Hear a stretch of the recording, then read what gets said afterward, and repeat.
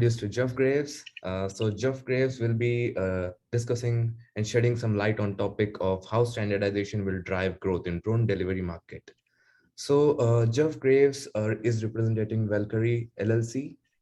He has BSc honors in transportation planning, masters in urban policy, member Chartered Institute of Logistics and Transportation. Geoff has wide range of hands-on experience in aviation, logistics, and international development, including being boots in the rubble in post-conflict and post-natural crisis situations. He has worked for major shipping lines, governments in United Nations, NGOs, and private sectors in roles for logistician to program development of fixer for failing program to monitoring and evaluating of good and bad aid projects. A pilot since 1982, having held fixed, rotary, floppy, paragliding and drone license, and worked in humanitarian aviation in Timor, Afghanistan, Vanuatu. His combined experiences enabled Geoff to offer informed insights and robust advice across drone ecosystem. He has been advising Valqari since 2019 with a focus on looking ahead to developing new markets and partnerships. Uh, yes, Valqari, handing over to you. Thank you very much. That's almost my entire speech. Let me put my my screen up. Just confirm that it's all everything's working okay. Can you see my screen? I think it's loading right now. So yeah, it is up. It is up. It's up. Jolly good. Look, so my name's Geoff Graves, as well. Just introduced, and I sort of draw on my background in logistics to see a real parallel between the way that the shipping industry used to be and how the drone industry is at the moment. Like sort of back in the day, containers revolutionized shipping. The picture on the left here is how I think the longshoremen of traditional Brooklyn and everywhere else turned into the containers on the other side. It was labor intensive. It was individualized to every cargo. It was expensive, and it high cost of labor power meant that it limited transportation. Now we have containers that everyone knows, everyone sees. I'm surprised to see that they're only 65 years old. So just bear with me a second. Everyone's decided to ping me all at once.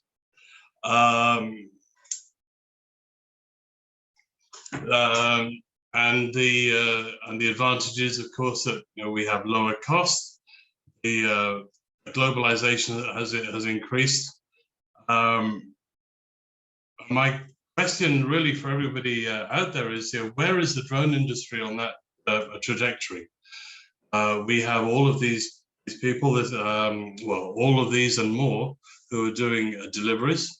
Everyone's using their own particular package. Everyone's using their own particular delivery mechanism. And in many ways, it's like the olden days of the pre-container freight.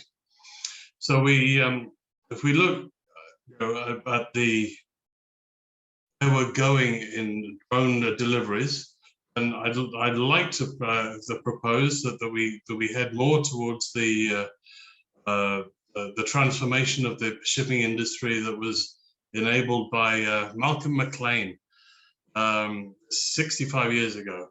And now, as a result of his 40-foot and 20-foot units, 90% of the non-bulk cargo is in a container. What a fantastic figure! And let's see if we can head that way in the drone delivery market.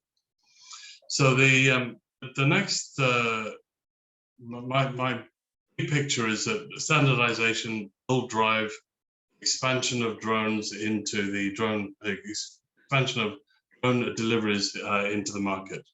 There are some issues that are holding us back. In my experience, when the sender and the recipient have to arrange their schedule by the schedule of the drone operator, that's a barrier. You have to clear the children and the dogs from the playing fields of Vanuatu for the medical deliveries. That's a barrier. You have to train nurses and get nurses away from being their patient-facing role. That's a barrier. And to be honest, when if somebody drops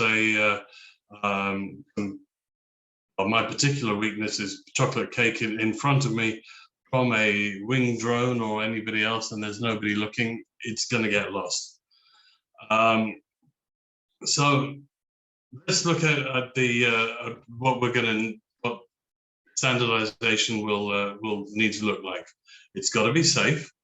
You have to have something that as my previous speaker was talking about. So there's a big concern about safety, and everybody else is concerned about the public perception of safety. Packages need to be secure. When you're shipping iPhones to food, you need to make sure that your the integrity of the package goes from the sender to the recipient. And in my opinion, noting the plethora of drone options that we're having provided to us, from the choice of hydrogen fuel or an airship, as far as possible, it should be drone agnostic, because technology is going to change. I know that the United States Postal Service and the US and the Australian Postal Service have just changed their postal vehicles. They didn't change the post boxes. They kept the same old system. They just changed the vehicle. So in the same thing, the technology should be drone agnostic. And the bottom line is, the reason for doing this is to grow the amount of freight that's carried by drones to the wider and deeper markets. So, looking at the bigger picture, standardization needs to cover everything from packaging to dispatch to UTM to Nishant's broad spectrum approach, which I have to catch up with him later if he's watching. We need to have interoperability, otherwise we're going to have a whole bunch of silos. The silos are not going to talk to each other, and that's going to limit the penetration, limit the accessibility, in its biggest phrase, of drone deliveries to across the world. So I'll go with Malcolm McLean. He says that standardization was the path to overall industry growth. He was proved right. It covers everything. I hope the presentation will be available afterwards. I'm not going to read it all, but in every particular location and use case and silo and things have to be standard as far as possible. There are moves towards this. We have the ICAO, we have the FAA for those of us in the US, and we have the International Standards Organization. So everybody is looking at trying to corral the innovation into the best practice, and if not the absolute, as people mentioned earlier, sort of the best is the enemy of good enough. It's got to be good enough in order to move the thing forward, and until we wait. So Valqari's approach is that we look at the ideal of any cargo being put into a standard package is being put into a safe locker. It fits to any drone, completely drone agnostic for past, present, and future drones. It gets picked up and uses the common way, to use a logistics phrase, the common skyways, the common communications protocols, and it's to ensure security. At the end of the day, it's placed into another standard locker at the end of the rainbow.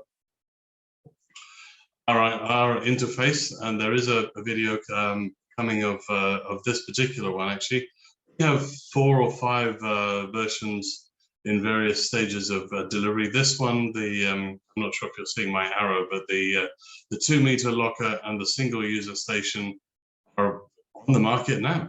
We're in production.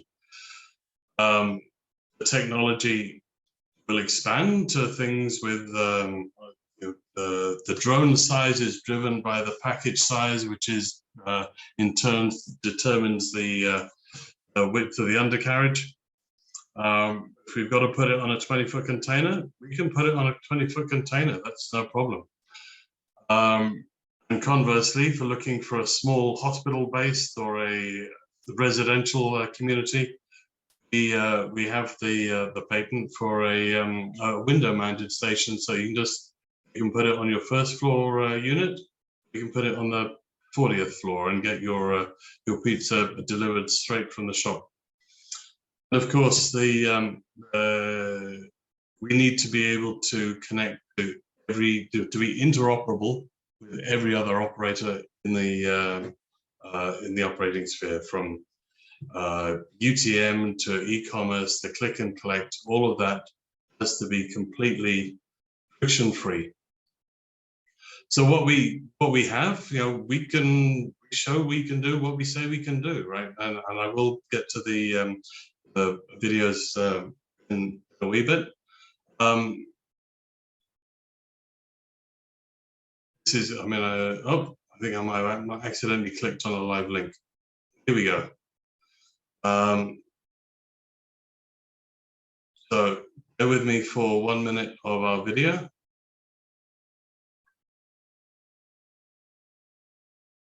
And for those of you listening to the speakers, I'm pretty sure the video is pretty loud, so I will put it. Have you put on the video? We can't. It's turning on itself. Here we go. You know what? I think I may have to share my. You may have to switch screens. Right. Yes, I'll do that right now. Oh, what? I'll come back to it. It was an accidental clicking. So where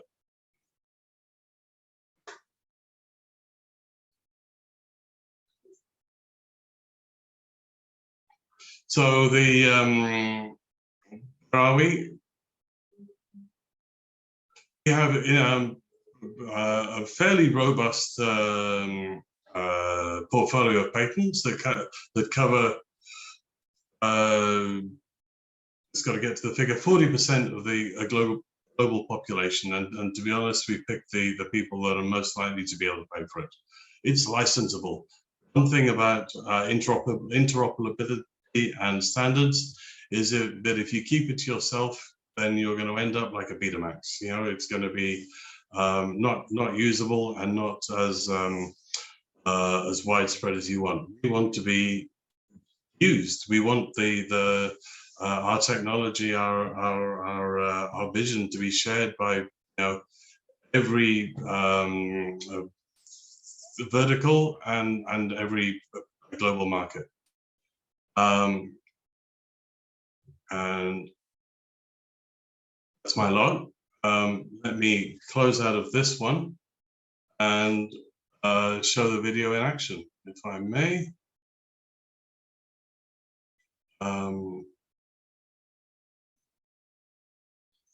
Okay, so now I'm going to show a different screen. Bear with me.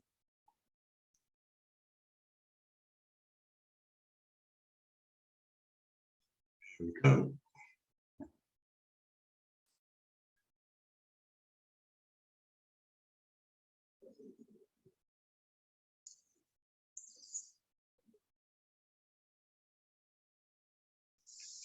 You may want to share the computer sound. To be honest, there's no real sound. It's good enough to watch. Ryan, the CEO, just put the. I'm unfortunately drowning in the sound, so bear with me. Ryan just put a standard UPS package in the locker. We position the drone so that it's correctly located and oriented. The package comes up. could be anything in that, from pizza to pathology. It gets connected. As a signal is sent to the UTM requesting permission to take off and go. The permission's granted. The package is located, and again, we can make that package anything, and we can make that drone anything as long as it lands vertical. That's great. Here comes the drone to the recipient station, guided by GPS, and then picks up an optical signal. But to be honest, we can do it with any navigational technology. Again, the centering activity that's all covered in our IP portfolio moves the drone into the right place. In the right place, the drone releases the package. There is no human activity, no human interference. No hands are involved, no pilots are involved. It's fully autonomous from end to end. It all, the magic happens behind the curtain, and then as the app signals to the recipient that your package is there. He goes along, he punches in the big green button saying, "Give me my package." You can tell this was filmed in COVID because everyone's got masks on, but there we are with the package. We can do this with winched packages. We can do it with dropped from a low altitude package. It's really not, the aim is being entirely agnostic and completely suitable. And that goes to my originating point, which is that if we have standards, if we have the standards that Gary and the second presenter were talking about with the airbox, and we're going to end up with a container like situation where we'll experience a mini version of globalization. And with that, and say goodnight to Bill Wright. We'll stop the sharing and come back to me. Any questions?